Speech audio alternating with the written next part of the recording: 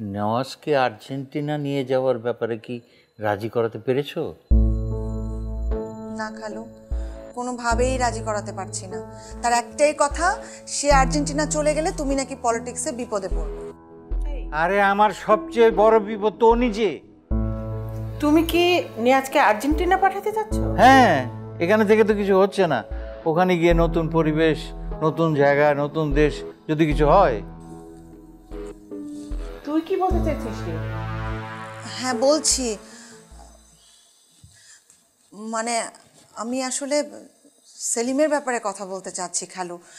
আমার মনে হচ্ছে যে ও পরিস্থিতির শিকার, ওকে বোধহয় একটা চান্স দেওয়া উচিত। এই নেওয়াজের সঙ্গে চলে চলে তোমারও কি মাথা খারাপ হয়েছে নাকি? কি বলছো তুমি? কিসের চান্স? খালু আসলে একটা ব্যাপার শেয়ার করার জন্যই তোমাদেরকে ডেকেছি।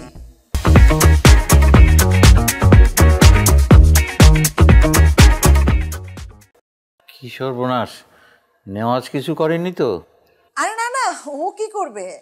আচ্ছা জেনি, নেওয়াজকে আর্জেন্টিনা নিয়ে যাওয়ার ব্যাপারে কি রাজি করাতে পেরেছো?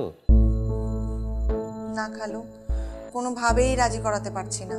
তার একটাই কথা, সে আর্জেন্টিনা চলে গেলে তুমি নাকি পলিটিক্সে বিপদে পড়বে। আরে আমার সবচেয়ে বড় বিপদ তো নিজে। তুমি কি নিয়াজকে আর্জেন্টিনা পাঠাতে চাচ্ছ? হ্যাঁ, এখানে থেকে তো কিছু হচ্ছে না। ওখানে গিয়ে নতুন পরিবেশ, নতুন জায়গা, নতুন দেশ, যদি কিছু হয়। তুই কি বলতে চাইছিস? হ্যাঁ বলছি, মানে আমি আসলে সেলিমের ব্যাপারে কথা বলতে চাচ্ছি খালু। আমার মনে হচ্ছে যে ও পরিস্থিতির শিকার, ওকে বোধহয় একটা চান্স দেওয়া উচিত। এই নেওয়াজের সঙ্গে চলে চলে তোমারও কি মাথা খারাপ হয়েছে নাকি? কি বলছো তুমি? কিসের চান্স?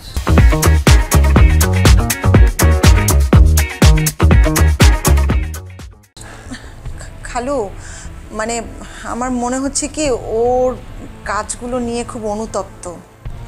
এই, তুই না বলেছিস যে ওর সাথে তোর সমস্ত যোগাযোগ বন্ধ, তুই ওকে ব্লক করে দিয়েছিস, এমনকি তুই আবার ওর সাথে যোগাযোগ করেছিস? না, ফোনে কথা বলেছিস? না না খালা, তাহলে